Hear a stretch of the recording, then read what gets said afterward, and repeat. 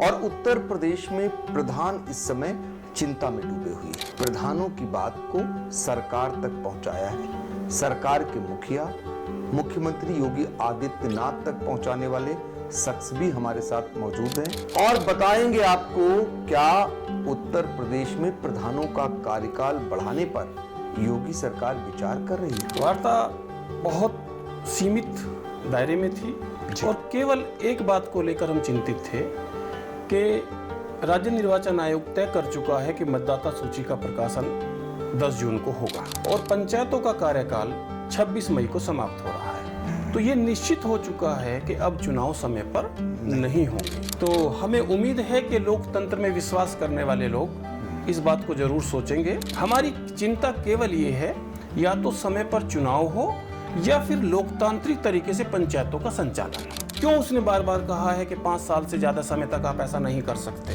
राष्ट्रीय पंचायती राज ग्राम प्रधान संगठन हमेशा संवाद का क्रम लगातार 2 महीने से चल रहा है, लेकिन सरकारी और माननीय मुख्यमंत्री जी की व्यवस्थाओं के कार्यक्रम के बाद अभी शायद इस पर निर्णय कुछ नहीं हो पाया है। यदि कोई प्रशासनिक अधिकारी होता है तो सरकार को पिछले 3 चुनावों का अध्ययन करना चाहिए। बिल्कुल मेरा साफ कहना यह है कि प्रशासक नहीं कर पाता है क्योंकि उसके पास और बहुत काम है। वो कैसे उसका भुगतान करेगा, कैसे जाके मॉनिटरिंग करेगा, कैसे जाके कामों को देखेगा, इसमें बड़ा संदेह है। इसमें फिर काम रुक जाता है। कुछ लोग इसको अवसर के रूप में देखेंगे और कुछ लोग अपने सेवा के विस्तार के रूप में देखेंगे। हम कहते हैं कि जिसको भी आज तक जिसने कोई बुरा काम किया है वो किसी भी स्तर पर हो, वो तभी करता है जब वो कहीं ना कहीं से संरक्षण प्राप्त करता है। इसमें चिंता वाजिब है। लगभग 4000 करोड़ रुपया मनरेगा का सामग्री मद का बकाया है। उसने अंतिम किस्त के रूप में विगत वित्तीय वर्ष में 1200 करोड़ रुपए रिलीज कर दिया है। लेकिन चलते चलते हम वहां तक पहुंचे हैं कि प्रधान जी को भूसा भी प्रधान जी को लेकर आना है। प्रधान कहाँ से चारा लाता है, कहाँ से उधारी लेकर आता है। जब ये प्रशासक नियुक्त होंगे और प्रधान उस जिम्मेदारी से मुक्त हो जाएंगे तो मुझे लगता है कि ये गोवंश संरक्षण के लिए बहुत ही कठिन समय होगा। फिर दोबारा वेटनरी ऑफिसर नियुक्त किए गए हैं, वो कितना जाके विजिट कर रहे हैं, कितना देख रहे हैं। अरे प्रधान जी आप देख लीजिए, इसको चला देंगे। प्रधानी का चुनाव व्यक्ति नहीं लड़ता है, उसकी 3 पीढ़ियां लड़ती हैं। बिल्कुल। तो शायद भविष्य में परिवार का कोई व्यक्ति जीतने तो बात छोड़िए, लड़ने की हिम्मत नहीं करेगा। काम वही गलत करते हैं जिनको संरक्षण प्राप्त है। मैं पुनः इस बात पे बहुत बल देकर कहना चाहता हूँ, जो जिम्मेवारियां सरकार हमको देती है उस मद का धन भी हमको दे। तब तक इसको हैंडओवर मत करिए जब तक आपकी खोदी गई लाइन को वो दोबारा से रिपेयर नहीं कर। प्रधानों ने फिर भी जबरदस्ती उनको रोका, उनसे काम कराया। तो यहाँ इसकी एक निष्पक्ष जांच की आवश्यकता है कि 2800 करोड़ की लायबिलिटी हुई कैसे, कि हम ये बात इस्टेब्लिश करें, लोगों में एक वातावरण बनाएं कि हम ईमानदार व्यवस्था हैं। और मैं बहुत ईमानदारी से एक बात कहता हूं, 15 दिसंबर को यदि आप पूरे हिंदुस्तान को देखेंगे तो 15 दिसंबर 2021 के दिन 5000 मानदेय पाने वाला उत्तर प्रदेश था। उससे ज्यादा किसी प्रदेश में नहीं था। नमस्कार, आप देख रहे हैं आई इंडिया और मैं हूं डॉक्टर पंकज सिंह गौर। और आज खास इशू पर हम पॉडकास्ट करने जा रहे हैं। दरअसल देश का सबसे बड़ा राज्य उत्तर प्रदेश है और उत्तर प्रदेश में प्रधान इस समय चिंता में डूबे हुए हैं। चिंता में क्यों डूबे हुए हैं, आज इन्हीं पहलुओं को लेकर बातचीत करेंगे और साथ ही आपके माध्यम से हम बताने की कोशिश करेंगे कि उत्तर प्रदेश में जो प्रधानों का चुनाव है उसको लेकर सरकार क्या कर रही है, क्यों कर रही है। क्योंकि प्रधान संगठन ने प्रधानों की बात को सरकार तक पहुंचाया है। सरकार के मुखिया मुख्यमंत्री योगी आदित्यनाथ तक पहुंचाने वाले शख्स भी हमारे साथ मौजूद हैं और जो प्रधानों को लेकर के तमाम चिंताएं हैं उन पहलुओं को आज जानने की कोशिश करेंगे और बताएंगे आपको क्या उत्तर प्रदेश में प्रधानों का कार्यकाल बढ़ाने पर योगी सरकार विचार कर रही है। तो चलिए तमाम सवालों को जानते हैं और आपसे जवाब लेते हैं, परिचय कराते हैं। आप हैं दरअसल राष्ट्रीय पंचायती राज ग्राम प्रधान संगठन के प्रदेश अध्यक्ष ललित शर्मा जी। पहले तो सर आपका स्वागत है। बहुत बहुत धन्यवाद। पिछले दिनों हमने एक खबर की थी, आपसे बातचीत करके आपने मुलाकात की थी मुख्यमंत्री योगी आदित्यनाथ से। उसका पर्पज भी यही था कि प्रधानों की बात उन तक पहुंचाना। उसमें मुख्य मुद्दा था कि प्रधानों का कार्यकाल 26 मई को खत्म हो रहा है। ऐसे में प्रधानों का कार्यकाल बढ़ाया जाए, कैसे बढ़ेगा, ये तमाम दस्तावेजों के साथ आपने मुलाकात की थी और वो दस्तावेज उन्हें सौंपे भी गए थे। चूंकि उत्तर प्रदेश में यही बात चल रही है, एक तरफ हाई कोर्ट में याचिका दाखिल है, दूसरी तरफ एक बात चल रही, क्या प्रधानों के बस्ते जमा होंगे या कार्यकाल बढ़ेगा। तो जानते हैं ललित शर्मा जी से। मेरा पहला सवाल यही है कि 20 अप्रैल को आपने मुख्यमंत्री योगी आदित्यनाथ जी से मुलाकात की थी जी।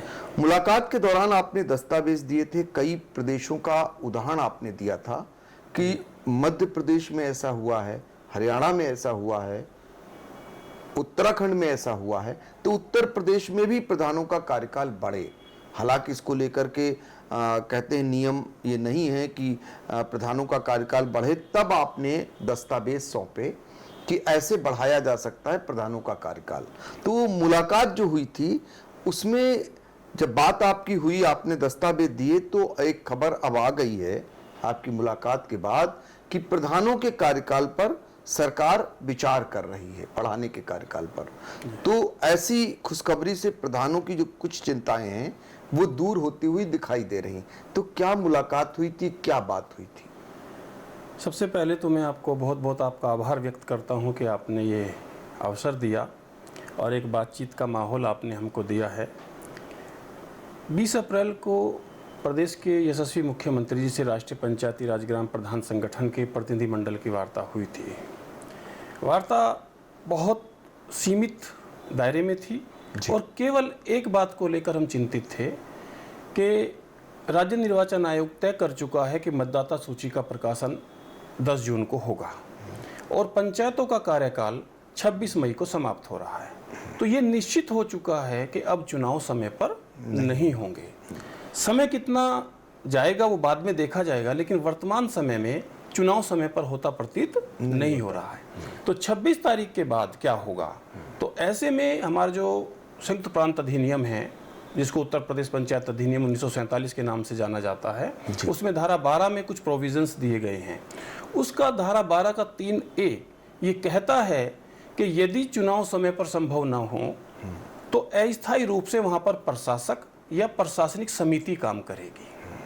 और ये डिफाइन नहीं है कि प्रशासक कौन होगा और प्रशासनिक समिति कैसी बनेगी। अच्छा। तो दो बहुत शानदार उदाहरण हमारे पास थे, एक मध्य प्रदेश और एक राजस्थान।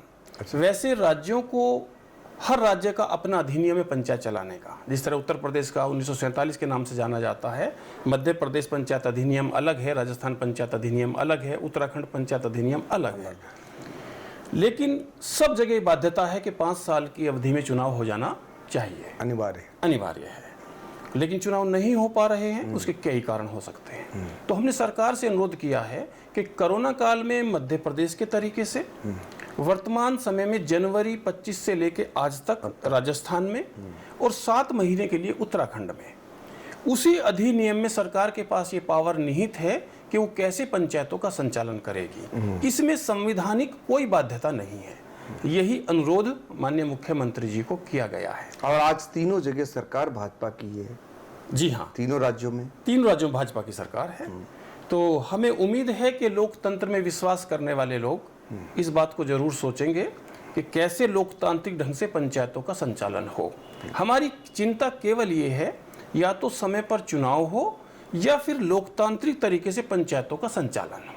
अब लोकतांत्रिक तरीके से पंचायतों का संचालन तभी संभव है कि जब धारा 3A को हम पकड़ें और उस प्रशासनिक समिति को एक्टिवेट करें और पंचायतों के काम सौंपें। जी। तो ये इसमें संभावना काफ़ी अच्छी है और हमारा अधिनियम भी और हमारा संविधान भी इस बात को परमिट करता है, क्योंकि संविधान कहता है कि क्यों उसने बार बार कहा है कि 5 साल से ज़्यादा समय तक आप ऐसा नहीं कर सकते। वो इसलिए कहा है कि हर 5 वर्ष में लोकतांत्रिक तरीके से लोगों को चुन के आना है, महिलाओं को 33% आरक्षण देना है, SC ST के आरक्षण को देना है और जैसा राज्य है वैसा OBC के लिए आरक्षण की व्यवस्था करनी है। तो कोई इसको सरकारी नियमों के दायरे में उलझाकर किसी को प्रभावित ना कर सके आरक्षण को, इसलिए कहा कि आप नियम से चुनाव कराइए, समय पर चुनाव कराइए। तो ये है, देखिए, इसलिए उदाहरण के साथ मुख्यमंत्री से मुलाकात होती है। चूंकि 26 मई को कार्यकाल खत्म हो रहा है उत्तर प्रदेश में त्रिस्तरीय पंचायत चुनाव का, यानी प्रधानों का कार्यकाल खत्म हो रहा है। ऐसे में या तो प्रशासक नियुक्त करती है सरकार, उसे नियुक्त ही करना रहता है। जो प्रशासक के तौर पर पिछली बार जो व्यवस्था हुई उसमें एडीएम, उसके जो एडीओ होते हैं वो प्रशासक बने थे। लेकिन अब प्रशासन समिति का एक सुझाव आया है, वो भी कार्यकाल को संपादित कर सकती है, उसमें जनप्रतिनिधि होना अनिवार्य होता है। तो जनप्रतिनिधि के तौर पर प्रधान जो होते हैं मौजूदा, और ग्राम पंचायत के जो सदस्य होते हैं वो उसका संचालन कर सकते हैं। अब योगी सरकार इसी पर विचार कर रही है और बड़ी उम्मीद लगाए बैठे हैं उत्तर प्रदेश के प्रधान की इसी पर काम होगा, और ये आपके सुझाव के बाद अब उस पर अमल होता हुआ दिखाई दे रहा है। जब आपकी मुलाकात मुख्यमंत्री जी से हुई और सारे आपने प्रस्ताव रखे और सारे दस्तावेज उन्हें सौंपे, तो उसके बाद चूंकि इस पूरी कवायद में नौकरशाही का बड़ा इन्वॉल्वमेंट होता है, यानी आपका जो पंचायती राज विभाग है, इन लोगों का इन्वॉल्वमेंट होता है। वहाँ भी बात चली, आपको वहाँ भी बुलाया गया, वहाँ किसी से आपने बातचीत की? राष्ट्रीय पंचायती राज ग्राम प्रधान संगठन हमेशा संवाद में विश्वास रखने वाला संगठन रहा है, और संवाद को जब कोई अनसुना करते हैं तो संघर्ष की नीति पर भी चलने से हम लोग पीछे हटते नहीं हैं। संवाद का क्रम लगातार 2 महीने से चल रहा है। पंचायती राज विभाग में जो इलेक्शन के नोडल हैं उनसे लगातार हमारी इस पर बात हो रही है जी। जो निदेशालय में बैठते हैं, जॉइंट डायरेक्टर लेवल का एक पद है, इस तरह का नाम लेना शायद कितना उचित होगा, तो वो उनसे हमारी इस पे विषय, और वो सिद्धांतिक रूप से सहमत हैं कि मैं प्रशासनिक समिति के पक्ष में हूँ, लेकिन निर्णय क्योंकि सरकार को करना है, निर्णय शासन सत्ता को करना है, तो हम लोगों ने 2 अप्रैल को अपर मुख्य सचिव पंचायती राज से इस विषय पर वार्ता की थी। लोहिया भवन में ही ये वार्ता हुई थी 2 अप्रैल को, इसी साल 2 अप्रैल को जो हुआ है जी। उसके बाद में सचिव मुख्यमंत्री कार्यालय में एक वरिष्ठ अधिकारी हैं, उनके साथ वार्ता हुई, लेकिन सरकारी और माननीय मुख्यमंत्री जी की व्यवस्थाओं के कार्यक्रम के बाद अभी शायद इस पर निर्णय कुछ नहीं हो पाया है।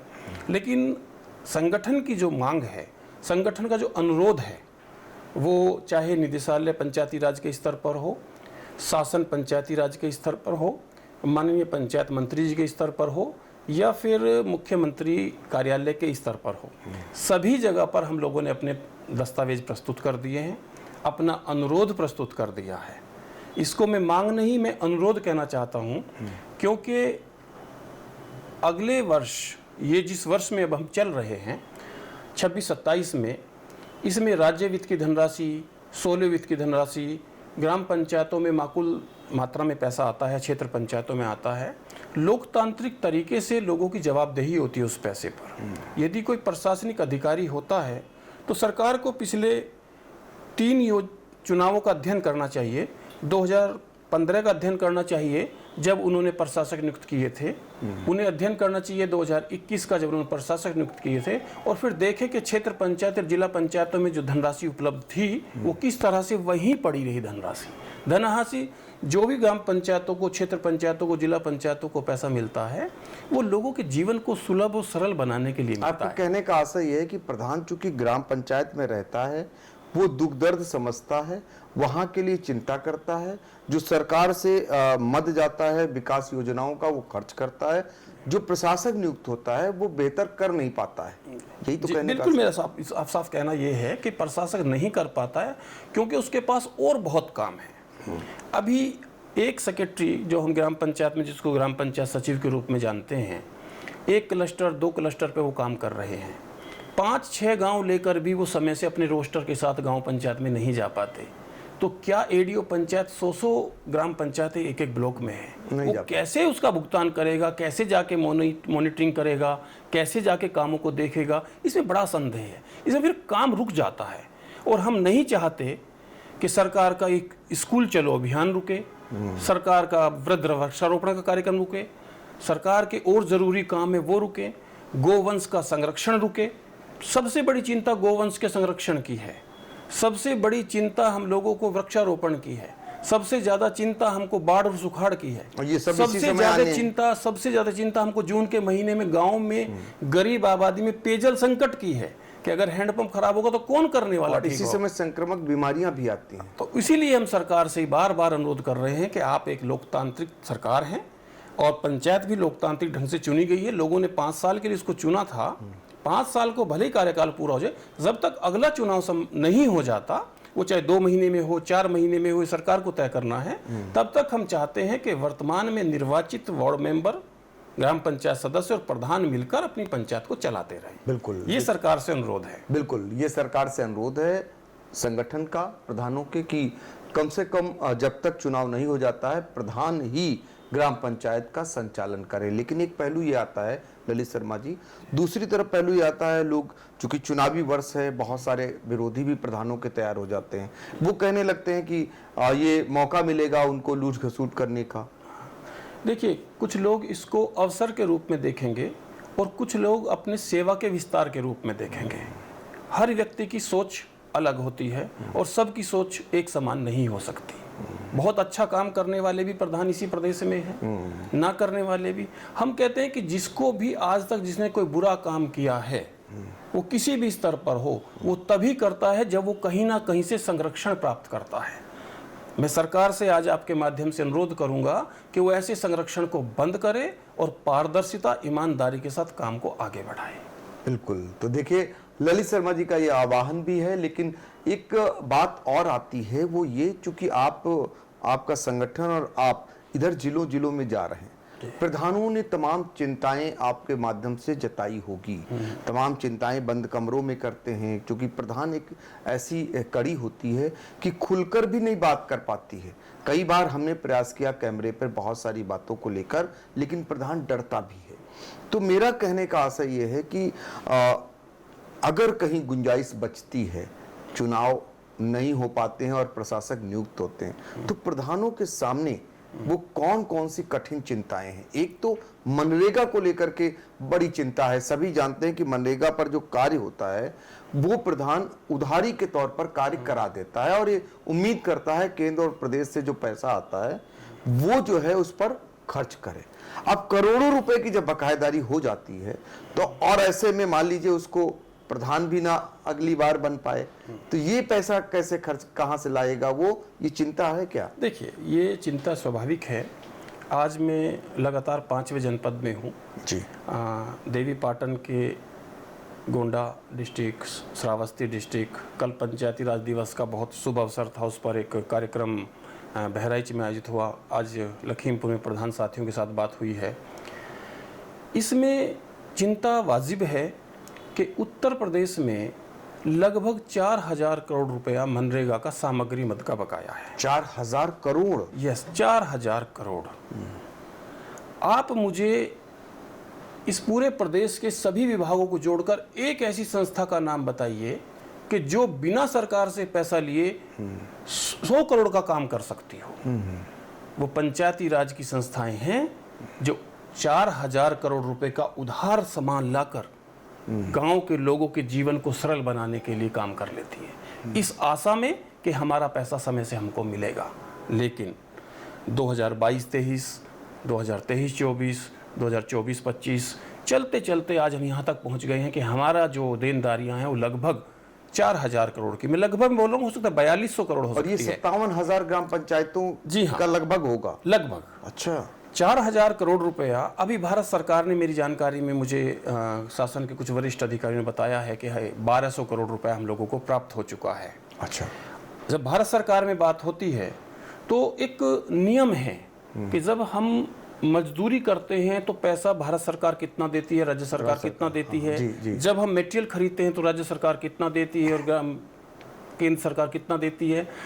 तो भारत सरकार लगातार समय समय पर अपना पैसा रिलीज करती रहती है। उसने अंतिम किस्त के रूप में विगत वित्तीय वर्ष में 1200 करोड़ रुपए रिलीज कर दिया है। अब उनका कहना है कि अब हमारे पास राज्य की कोई लायबिलिटी नहीं है। तो राज्य का बकाया, ये जो 2800 करोड़ रुपए है राज्य सरकार की देनदारी है। तो मैं इस समय एक अनुरोध लगातार कर रहा हूँ, माननीय मंत्री जी, उप मुख्यमंत्री जी विभाग को देखते हैं और माननीय मुख्यमंत्री जी इस चीज़ को संज्ञान में लेंगे कि पंचायतों का कार्यकाल समाप्ति से पूर्व ये समस्त भुगतान यदि हो जाएंगे तो बहुत अच्छा होगा। गांव में और कई तरह की चिंताएं हैं। मैं पहली चिंता की जरा बता दूं दर्शकों को, क्योंकि उत्तर प्रदेश में 57,000 से भी ज्यादा ग्राम पंचायतें हैं, परसीमन के बाद कुछ कम हुई हैं, लेकिन 57,400 के आसपास इन ग्राम पंचायतों में ज्यादातर ग्राम पंचायतों का आप सोचिए मनरेगा के तहत बकायेदारी है, यानी 4,000 करोड़ रुपया। ये उधारी है उन प्रधानों पर जो आसपास के दुकानदारों से सामग्री उधार लेकर के मनरेगा के तहत काम कराया है। अब ये पैसा जो केंद्र सरकार से आना था वो 1200 करोड़ रुपए आ चुका है। बकाया जो पैसा 2800 करोड़ रुपए है वो राज्य सरकार को देना है, और वो पैसा यदि इन प्रधानों के हाथ नहीं लगेगा तो इसकी जवाबदेही किसकी होगी, यानी इसकी भरपाई कौन करेगा, ये भी चिंता प्रधानों को सताए जा रही। ये तो एक समस्या हो गई। अब दूसरी समस्या, जो सबसे बड़ी समस्या जिसको लेकर के उत्तर प्रदेश के मुख्यमंत्री योगी आदित्यनाथ सबसे ज्यादा संवेदनशील दिखाई देते हैं, वो गौशालाओं का संचालन है। और वो अपने आप में जो पशु हैं उनके लिए एक काम करना और प्रधानों पर इतनी बड़ी लायबिलिटी रखना, वो एक चिंता जो है ग्राम प्रधानों की, वो इस बात को लेकर है कि अन्य विभागों को आपके साथ लगाया तो गया है, लेकिन वो उतनी शिद्दत से उनकी जिम्मेदारियां ना वो निभाते हैं और ना उनको जिम्मेदारियां सौंपी गई हैं। उसमें चाहे राजस्व विभाग ले लें, चाहे पशुपालन विभाग ले लें, तो गौशालाओं के संचालन की भी उधारी चलती है।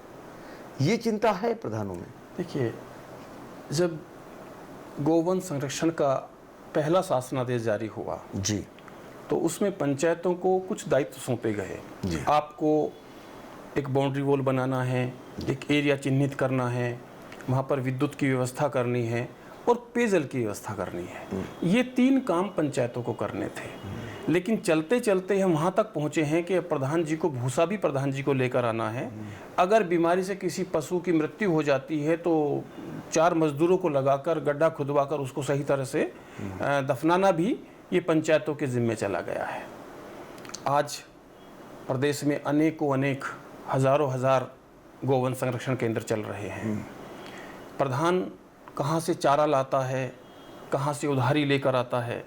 जब ये प्रशासक नियुक्त होंगे और प्रधान उस जिम्मेदारी से मुक्त हो जाएंगे, 2 दिन 4 दिन 10 दिन 15 दिन चला लेना बहुत आसान है।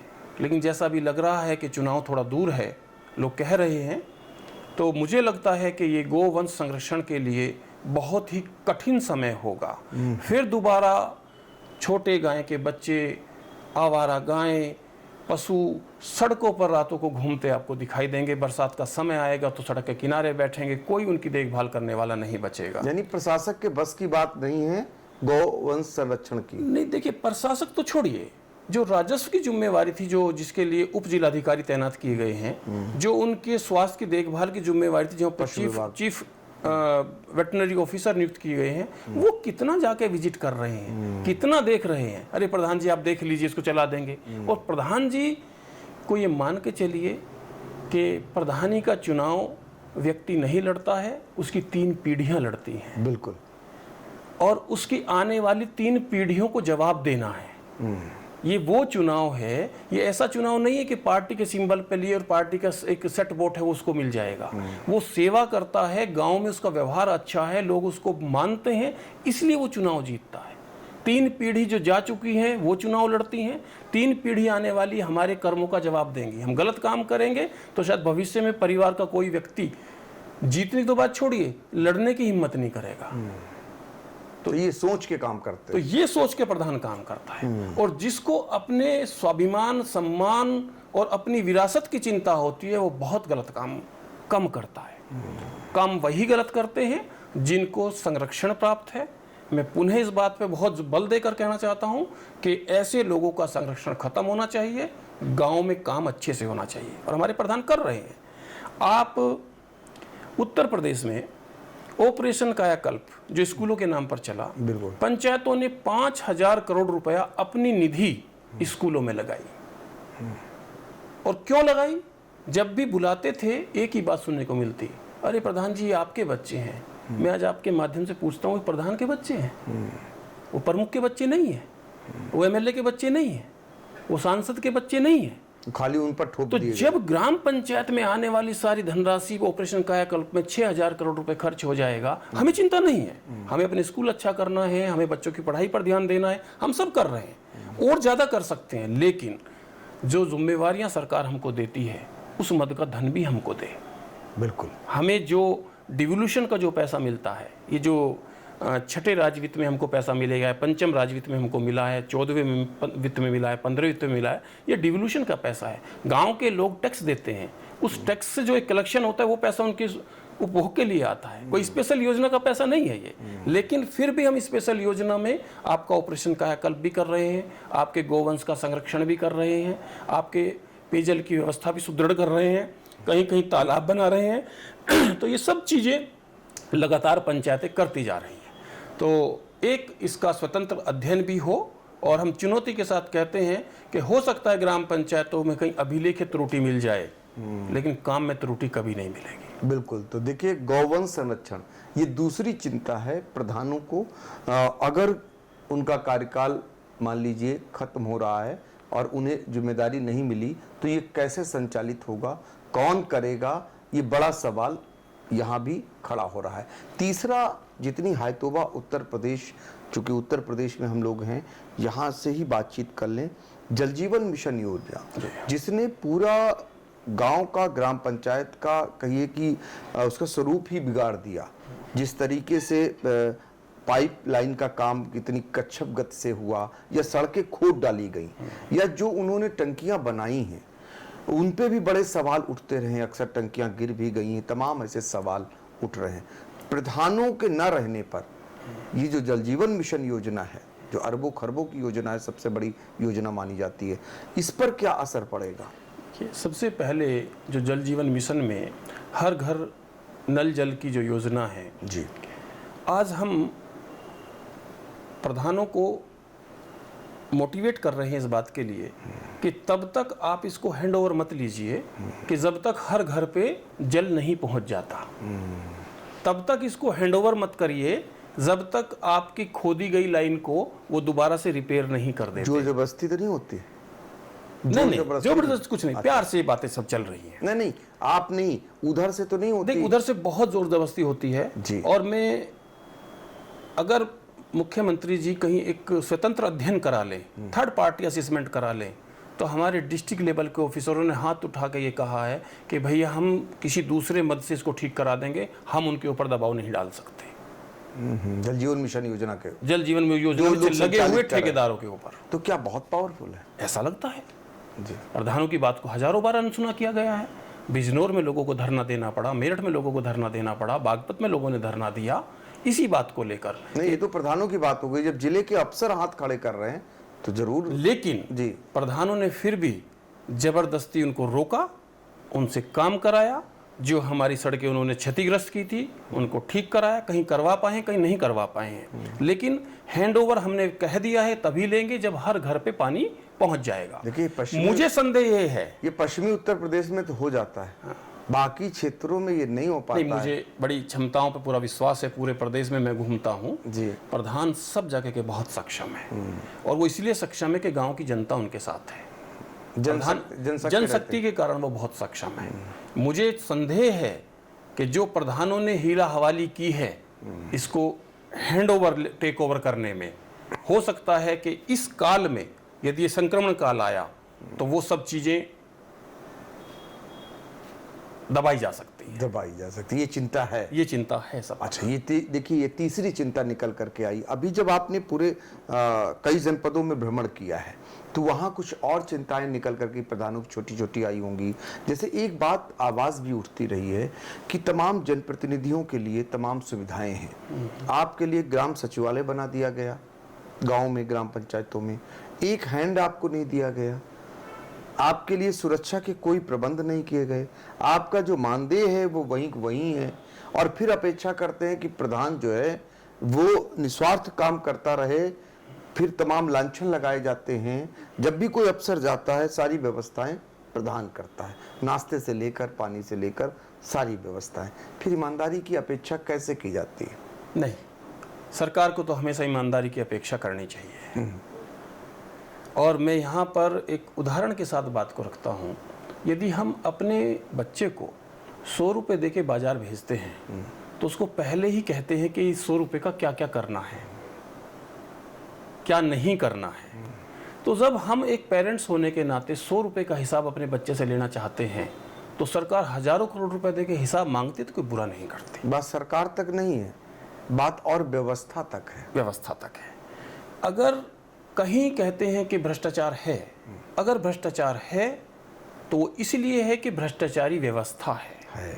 अगर भ्रष्टाचारी व्यवस्था को आप ईमानदार व्यवस्था में बदल दें तो सब आदमी ईमानदारी से काम करेंगे। आज मैं दोबारा जोड़ता हूं उसी बात को, 2800 करोड़ रुपए राज्य सरकार पर है, मनरेगा का बकाया राज्य सरकार को देना है। क्यों 2800 करोड़ की लायबिलिटी हो गई? भारत सरकार जितनी मजदूरी में पैसा देती है उसी का प्रतिशत वो मटेरियल का देती है। उस प्रतिशत से ज़्यादा जब हम पक्का काम करा देंगे एडवांस स्वीकृतियां देकर तो सारा पैसा राज्य सरकार को देना होता है। तो यहाँ इसकी एक निष्पक्ष जांच की आवश्यकता है कि 2800 करोड़ की लायबिलिटी हुई कैसे।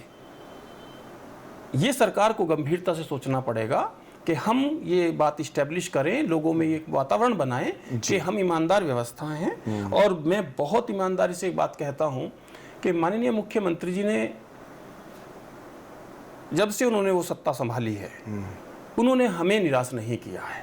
हमें मतलब संगठन को नहीं, ललित शर्मा को नहीं, उत्तर प्रदेश के पंचायतों को।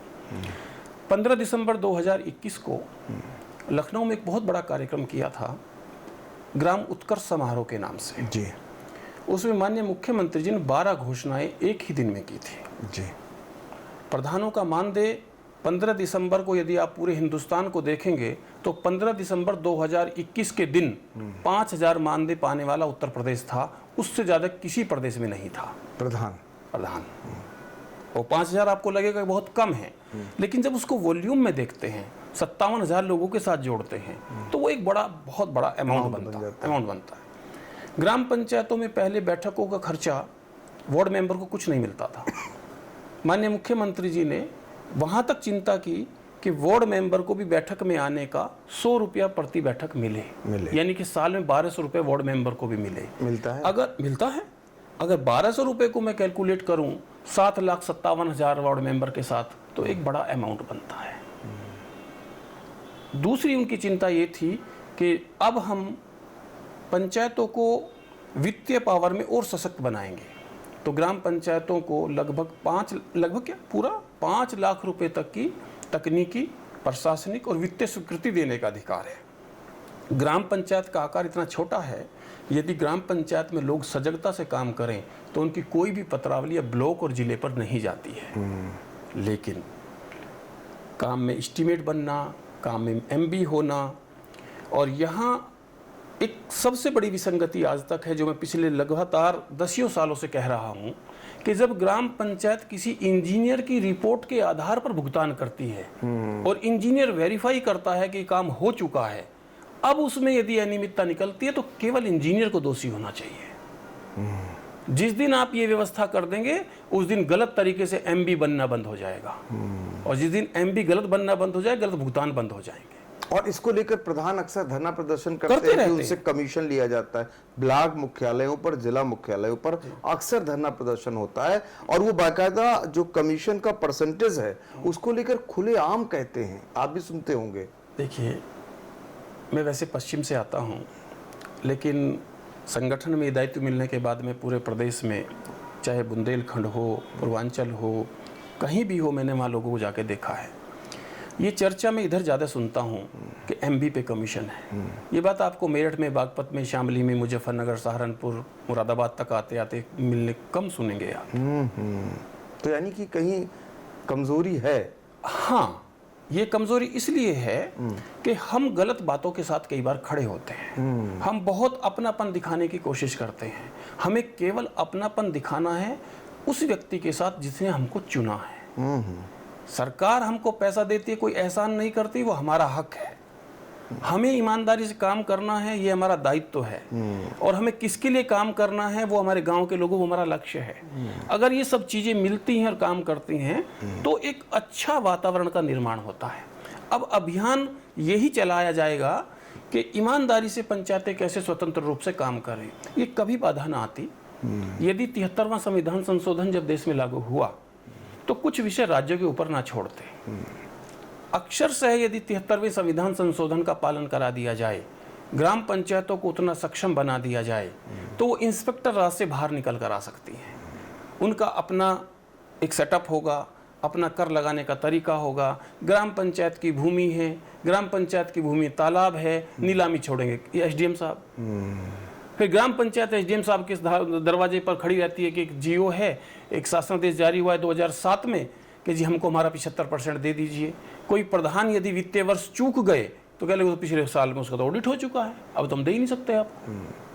तो ये छोटी छोटी विसंगतियां प्रधानों को भी समझने की आवश्यकता है और एक सरकार को वृद्ध कैंपेन चलाना चाहिए इस विषय पर कि सब लोगों को सक्षम बनाए, उनकी अच्छी ट्रेनिंग दें ताकि बहुत अच्छे से पंचायतों में विकास किया जा सके। बिल्कुल। तो ललित शर्मा जी, आप एक तो प्रधानों के हक और हुकूक की लड़ाई लड़ते हैं। यहाँ पर एक सवाल और आता है कि राजनीतिक रूप से प्रधानों का बड़ा उत्पीड़न होता है।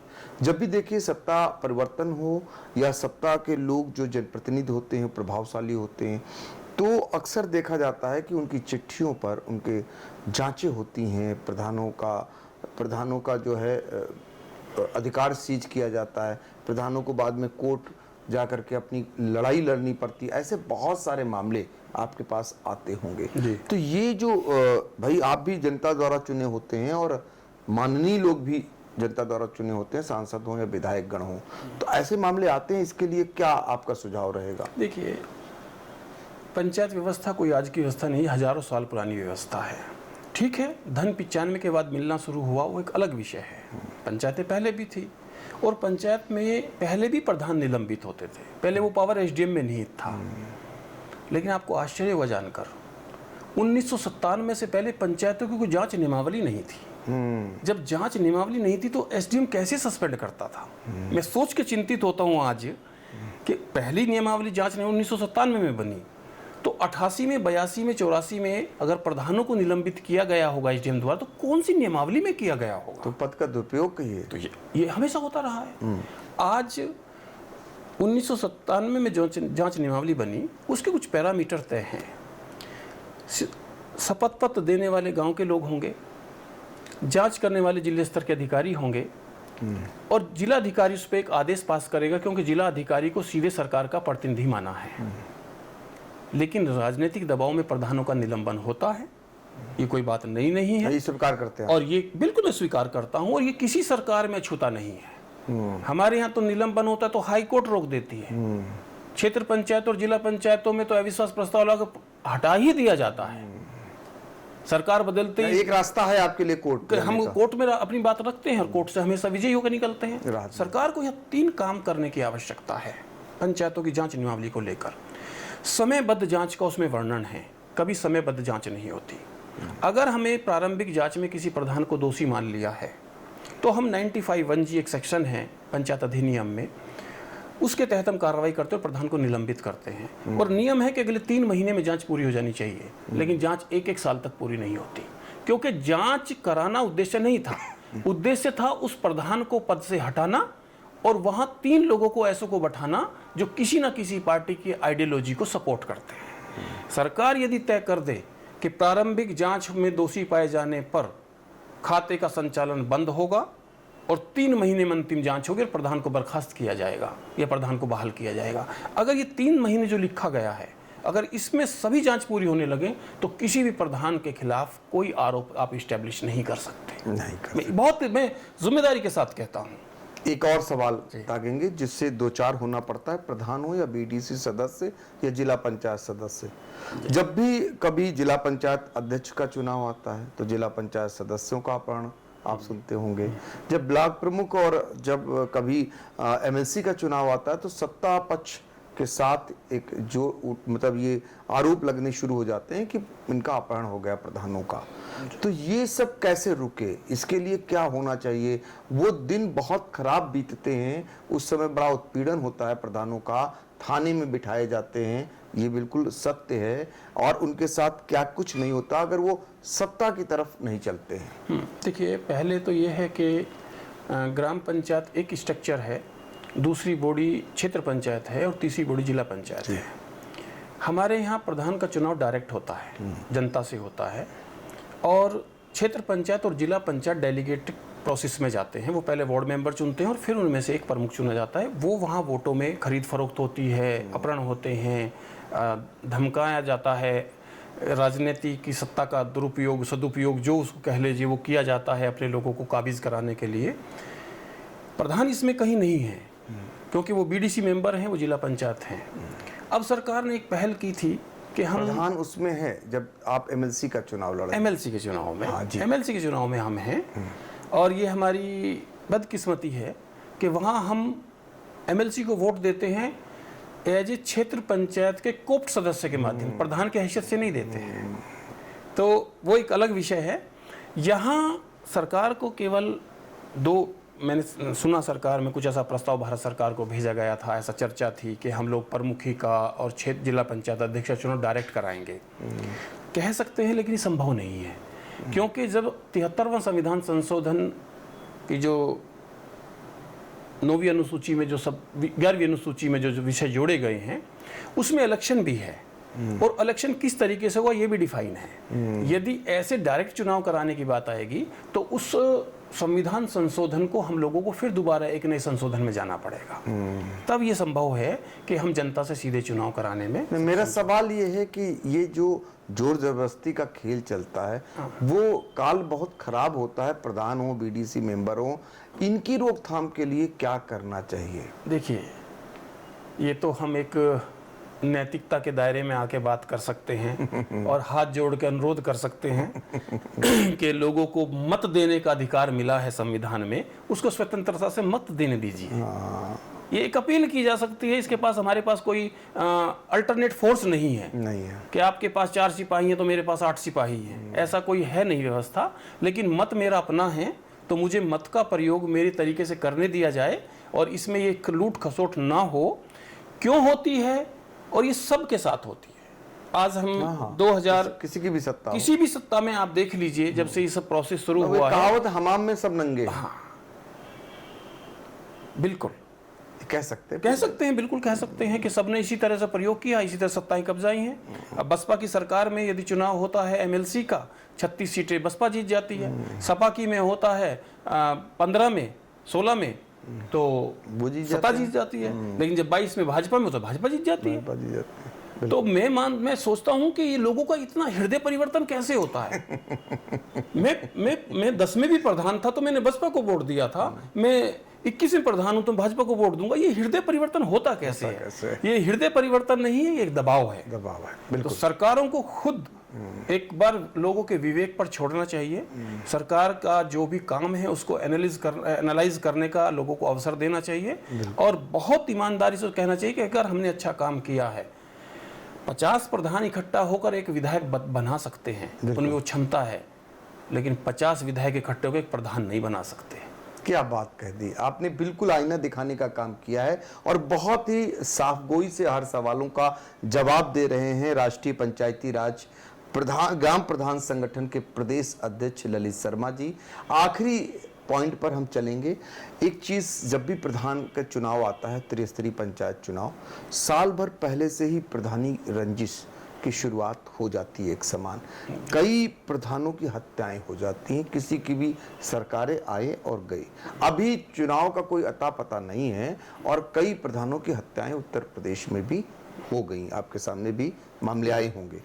अब ऐसे में इनकी सुरक्षा को लेकर के अगर किसी बड़े जनप्रतिनिधि की हत्या होती है तो कितना हाय तौबा मचता है, और प्रधानों की एक नहीं कई प्रधानों की हत्याएं हो जाती हैं इसी रंजिश में।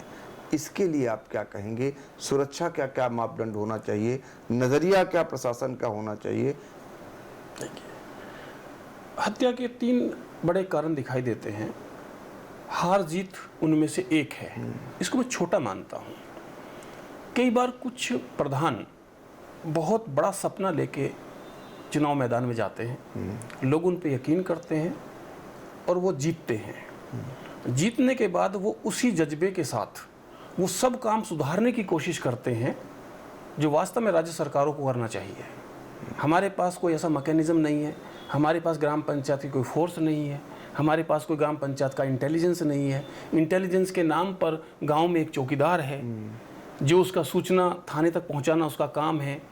संगठन ने लगातार सरकार को कहा है कि हम 5,000 करोड़ से ऑपरेशन कायाकल्प कर सकते हैं, पंचायत भवन बना सकते हैं। तो जितने चौकीदार हैं इनका आप एक फिजिकल टेस्ट कराइए, अच्छे स्वस्थ के लोगों को रखिए और सबको लाइसेंस दे दीजिए, एक एक लाइसेंस। और वो लाइसेंस खरीदने की जिम्मेवारी ग्राम पंचायत अपनी निधि से अपनाएगी। तो हमारे हर चौकीदार के पास एक हथियार होगा। ग्राम पंचायत का प्रधान जब भी कहीं अच्छी जगह पर मीटिंग करने, पंचायत करने जाएगा तो वो चौकीदार वहां से गवाह के रूप में मौजूद रहेगा, सुरक्षा के रूप में मौजूद रहेगा। और सरकार के पास 57,000 लोग गाँव में चौकीदार के, ऐसे चौकीदार जो सशक्त है, सरकार के हथियार उसके पास और वो भी सरकार का अंग माना और जाएगा। सरकार का अंग माना जाएगा। और उसकी सुरक्षा की गारंटी ऐसे ले जैसे वो पैरामिलिट्री की लेती है, जैसे पुलिस की लेती है, उस तरह की उसको सुरक्षा प्रदान की जाए। तो गांव में एक सुरक्षित आदमी होगा, सही जानकारी वो उपलब्ध करा सकता है। सुझाव आपका और बहुत हम लोग काबिले गौर है। हम उसको अपनी निधि से एक हथियार खरीद के दे सकते हैं, लाइसेंस सरकार दे दे। ये आपने दे रखा है ऑलरेडी। वो पहले से लगातार हम लोग, देखिए, राष्ट्रीय पंचायती राज ग्राम प्रधान संगठन कुछ जमीनी मुद्दों को लगातार सरकार के संज्ञान में लाता है। कभी कुछ काम हो जाते हैं, कभी कुछ काम रह जाते हैं, लेकिन मैं उम्मीद हमेशा ये करता हूं कि सतत प्रक्रिया है सुधार की, ये एक दिन में नहीं होने वाला है। लोगों ने 50 साल लग गए थे अमेंडमेंट 73 आने में। भाई 92 में आया, लोगों ने 50 से कमेटियां बनानी शुरू करी थी, लेकिन 92 में उसको फलीभूत हुआ। 92 से हम लगातार अब बात कर रहे हैं। आज हम 2026 में बैठे हैं। 26 में होगा, 36 में होगा, 46 में होगा, लेकिन वो दिन जरूर आएगा जब गांव की अपनी सरकार होगी, गांव के अपने लोग सरकार का संचालन करेंगे, गांव के लोग टैक्स वसूल करके पैसा इकट्ठा करेंगे, गांव के लोग OSR जनरेट करेंगे और स्वावलंबी पंचायतों को तैयार करेंगे। हमारा सपना है कि गांव, जैसे सरकार ने कहा कि अशिक्षा मुक्त गांव हो, हर पढ़ा लिखा व्यक्ति हो, हर साक्षर व्यक्ति हो, गांव अस्वच्छता मुक्त हो, गांव में कहीं गंदगी ना हो। हम उससे 3 पैरामीटर आगे बढ़ाना चाहते हैं। गांव अदालत मुक्त हो और गांव अनुदान मुक्त हो। हमें सरकार की तरफ पैसे को देखना ना पड़े, हमें वो पैसा मिलना चाहिए। अदालत मुक्त हो, अदालत मुक्त गांव, ना थाना कचहरी कुछ नहीं हो। नहीं, थाना कचहरी हमेशा रहेगा, मर्डर होगा तो कचहरी रहेगा। लेकिन जो ग्राम पंचायत के स्तर के विवाद हैं, अब वो वही सुलटे। आज ऐसे आप कभी अध्ययन करिए, एक बड़े चैनल के आप कार्यकारी होने के नाते, 20 साल पहले एक परिवार में घटना होती है, 2 भाइयों में मुकदमा दर्ज होता है और दोनों में केस CGM के यहाँ पर चल रहा है, और आज दोनों एक ही मोटरसाइकिल बैठ के आते हैं एक साथ तारीख भुगतने। तो ऐसे मुकदमे क्या कोर्ट में रहने चाहिए? 20 साल पहले की घटना आज दोनों भाइयों में पैचअप हो गया है, एक ही दो मोटरसाइकिल में क्यों तेल फूकना, चलो यार एक भी चलते हैं, तारीख तो भुगत के आनी है। तो ऐसों को चिन्हित करके सरकार को ये मुकदमे तत्काल खत्म करने चाहिए। और आपके लोअर जुडिशरी हो, छोटी अदालतें हो, निचली अदालतें हो या अपर अदालतें हो, अगर मुकदमों का बोझ खत्म कर सकती है तो पंचायत अदालत कर सकती है, गांव अदालत कर सकती है। एक गांव अदालत का गठन हो और गांव अदालत में कुछ पैरामीटर तय किए जाएं कि इस तरह के मुकदमे ग्राम पंचायत जो आपस में तय करके हमको सौंप देगी, हम उसमें निर्णय कर देंगे। हमें अदालतों का बोझ कम करना है। लोग लगातार बोझ बढ़ता जा रहा अदालतों पे। बिल्कुल, वो भीड़ दिख रही है अदालतों में, और खुद सुप्रीम कोर्ट हो या हाई कोर्ट हो या फिर जिले की अदालतें हों, वो खुद इस बात को मान रही हैं। उनके अक्सर आप देखिए लोक अदालत के माध्यम से बहुत सारे मामले निपटाते हैं, हालांकि उसमें ये मामले नहीं निपट सकते बहुत सारे।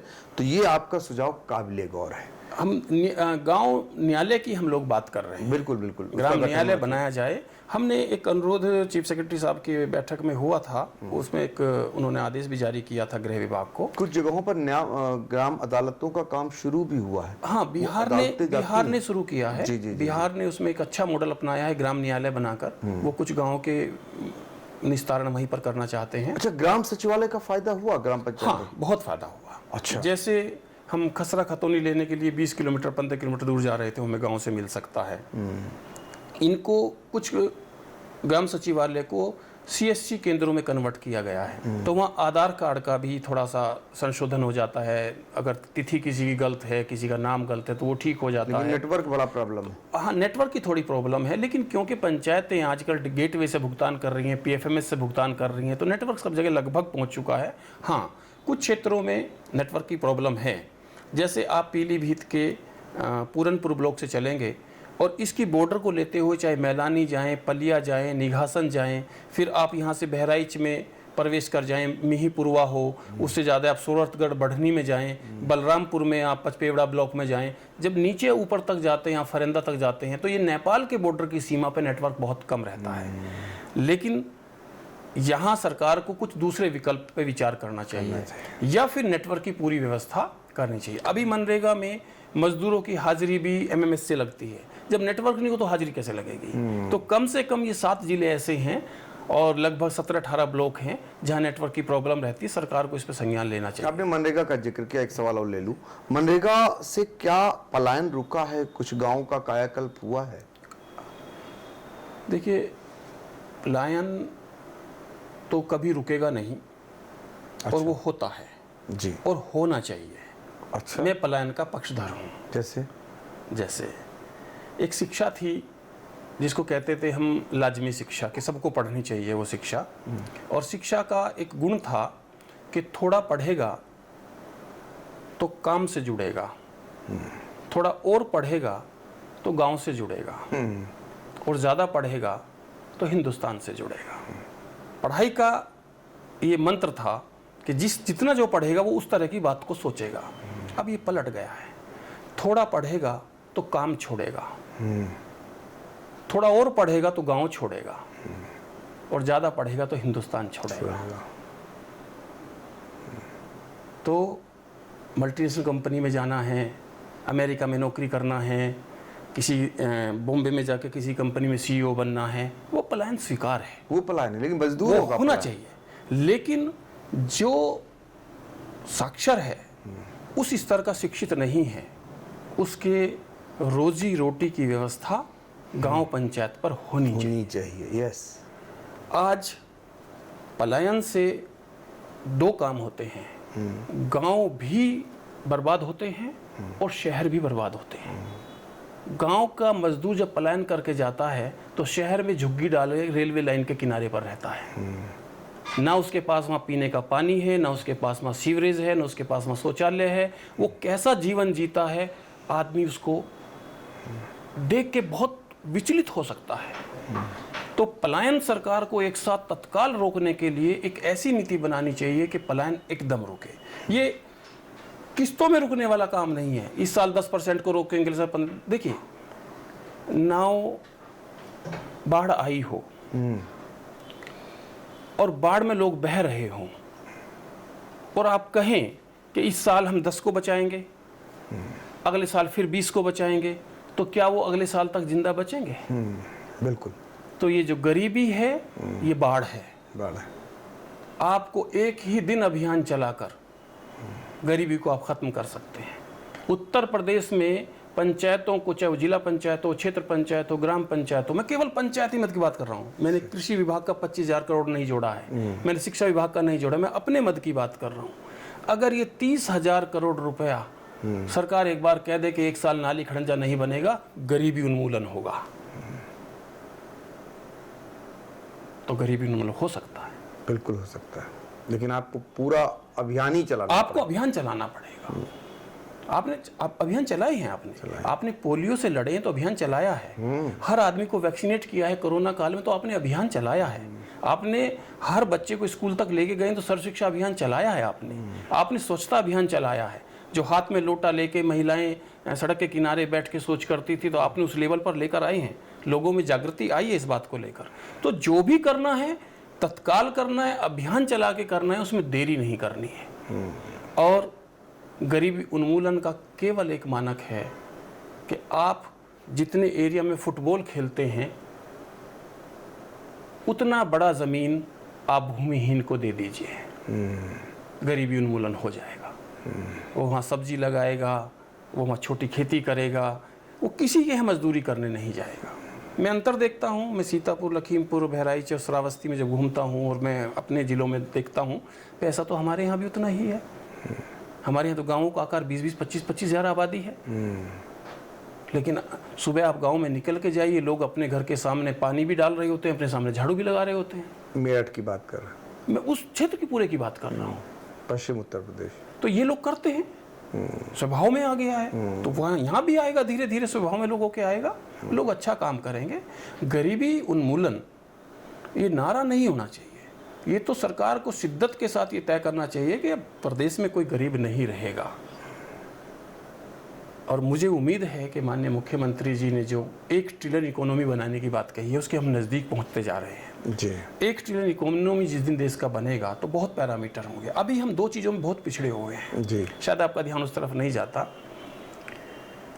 हम सबसे ज़्यादा आबादी वाला प्रदेश है। बिल्कुल, अगर सबसे बड़ा सूबा है तो सबसे ज़्यादा आबादी भी हमारे पास है। और अगर हम प्रतिशत में बात करें तो शहरी आबादी में हम 6ठे नंबर पर हैं। अगर आप केरल में जाते हैं, तमिलनाडु में जाते हैं, महाराष्ट्र में जाते हैं, तो उस स्टेट की पॉपुलेशन की 50% आबादी शहरों में रहती है। शहरों से ज़्यादा पैसा मिलता है, शहरों में ज़्यादा सुविधाएं होती हैं।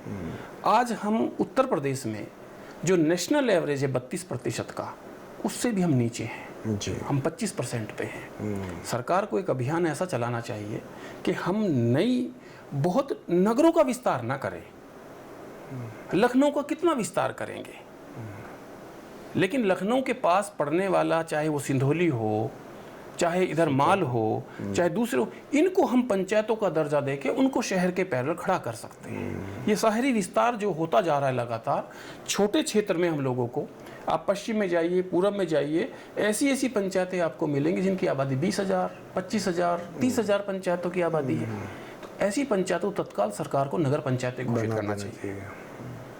वहाँ धन ज़्यादा जाएगा, अवसर ज़्यादा मिलेंगे, छोटी इंडस्ट्री वहाँ पर प्रमोट होगी, छोटे कारखाने वहाँ पर आएंगे। इससे पलायन बहुत तेजी से रुकेगा और इलाका विकसित होगा। तो जो अभी सरकार की नीति चल रही है उस दिशा में सरकार प्रयासरत है। और हम उम्मीद करते हैं कि एक वो दिन आएगा कि हमारे गांव सुंदर होंगे, हम भी शहर की तरह सुख सुविधाएं होंगे। एक सुनते थे कि कलाम साहब का एक कोट था, उन्होंने एक वर्ड यूज़ किया था, पूरा, providing urban facility in rural area. जब वो सुविधाएं जो शहर में होती हैं वो गांव में पहुंच जाएंगी तो पलायन बंद हो जाएगा। पलायन का मेन कारण शिक्षा है।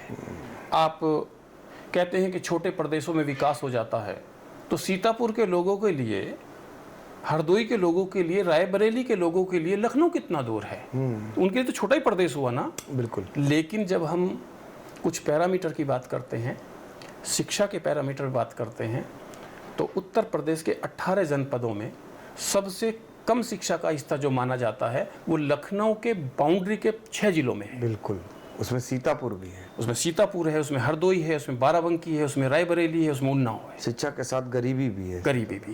तो आप छोटे प्रदेश बना के इससे छोटा तो नहीं बना सकते भाई। लखनऊ और सीतापुर की दूरी को तो और कम नहीं कर सकते राजधानी बनाकर। तो जब अब ऐसा लगता है, फिर हम कहते ये हैं कि वट वृक्ष के नीचे घास नहीं उगती। तो कभी कभी लगता है कि जो बड़े शहर बन जाते हैं वो छोटे एरियो का पलायन करा लेते हैं और वहाँ गरीबी रह जाती है, समृद्धशाली लोग सब शहर में चले जाते हैं। इससे हमें रुकना है, और रुकेंगे तभी जब गाँव में रोजगार होगा, बिल्कुल, सम्मान होगा, हर व्यक्ति सुरक्षित होगा। यही कट सत्य भी है। हम जीवन में सुरक्षित और सम्मान पहले चाहते हैं, साधन भले ही कम हो। लोग साधन चाहते हैं। अब साधन मेरे पास कितना भी और मैं सुरक्षित ना रहूं तो क्या करूंगा उस साधन का। बिल्कुल बिल्कुल। मैं इस सरकार को धन्यवाद देता हूं आज इस संवाद के माध्यम से कि सरकार ने ये तय किया है कि हर व्यक्ति को सुरक्षा मिलेगी। और महसूस करता है उत्तर प्रदेश का आदमी, जब जाता है तो लगता है कि अब मेरी बात को सुना जाता है। सड़कों पर वो अराजकता नहीं है जो होती थी। तो ये सब चीज़ें चल रही, धीरे धीरे सुधार की तरफ हम लोग आगे बढ़ेंगे। सुरक्षा के लिए सरकार जानी जाती है और समस्याओं के लिए थोड़ा सा दिक्कत है। देखिए, इसको आपको स्वीकार करना पड़ेगा। इसमें नौकरशाही हावी है, एक ये आरोप लगता रहता है और इससे लोग भी परेशान रहे। और ये अगर और दूर कर ले, सुरक्षा को लेकर के तो 100 नंबर दिए जा सकते हैं, लेकिन समस्याओं को लेकर के लोग परेशान है, इसमें कोई दो राय नहीं। हम अपने आज़ादी के पर्व से आज तक लें तो पहले 2 ही काम थे जब ब्रिटिशर्स यहाँ पे राज करते थे, 2 बातें, उनका 3 उद्देश्य थे। क्या उद्देश्य थे? जनता की बात पर अविश्वास, तंत्र पर विश्वास और इसके बीच में लूट। वर्तमान परिप्रेक्ष्य में कभी कभी ऐसा मुझे लगता है कि जनता की बात पर अविश्वास है, तंत्र की बात पर यकीन है और उसके बीच में कहीं भ्रष्टाचार है। बहुत बड़ी बात, सब कुछ कह दिया आपने, सब कुछ आईना दिखा तो दिया। ऐसा लगता है कि क्या अभी भी हम उसी राज्य में हैं क्या? आज जनता की आवाज का, तंत्र का क्या मतलब है और जनता का क्या मतलब है? गांव चिल्लाकर कह रहा है कि ये आदमी गरीब है, लेकिन वो गरीब तब माना जाता है जब लेखपाल रिपोर्ट लगाता है। तो ये पावर गांव को होनी चाहिए कि कौन गरीब है, गांव पंचायत तय करे। कौन विधवा है, ये कौन तय करेगा कि इनके पति का मृत्यु प्रमाण पत्र ले। अरे मृत्यु प्रमाण पत्र पति का तो लेके आ जाएगी, लेकिन वो इसका पति था ये कौन बताएगा? क्यों तंत्र में उलझा रहे हो उसको? गांव के लोगों ने प्रस्ताव दिया है, हमारे गांव में ब्याह के आई थी, इसके पति की डेथ हो गई है, बात खत्म। सही। तो जितना इसको सरल करेंगे उतना सब आसान हो जाएगा। और मुझे बहुत उम्मीद रहती है। मैं अपने जीवन में 2 चीज़ें हमेशा ध्यान रखता हूँ, होप एंड चेंज। बिल्कुल, उम्मीद है बदलाव आएगा, उम्मीद है बदलाव आएगा। इसी उम्मीद के साथ ललित शर्मा जी से आज बहुत सारी बातों को लेकर, ग्राम प्रधान, उनके अधिकार, उनकी सुरक्षा, ग्राम सचिवालय को लेकर के तमाम ऐसे मुद्दे, सरकार के लिए क्या उनकी मांग है, क्या उनका अनुरोध है, ग्राम प्रधानों के हित की बातें और उम्मीद इस बात की कि जो प्रधानों का कार्यकाल खत्म हो रहा है 26 मई को, उसके बाद प्रधानों को ही प्रभार मिले, यानी और काम करने का अवसर मिले। इसी उम्मीद के साथ प्रधान संघ ने, आपने, आपके संगठन ने मुख्यमंत्री तक अपनी बात पहुंचा दी है। अब उस पर कवायद होती हुई दिखाई दे रही है। आने वाले दिनों में इसको लेकर के आपके संगठन को अगर जीत मिलती है तो हम फिर कोशिश करेंगे एक बार आपसे वार्तालाप करने की। फिलहाल आज हम लोगों को दीजिए इजाजत। नमस्कार। आपका बहुत बहुत धन्यवाद, बहुत बहुत आभार। Thank you.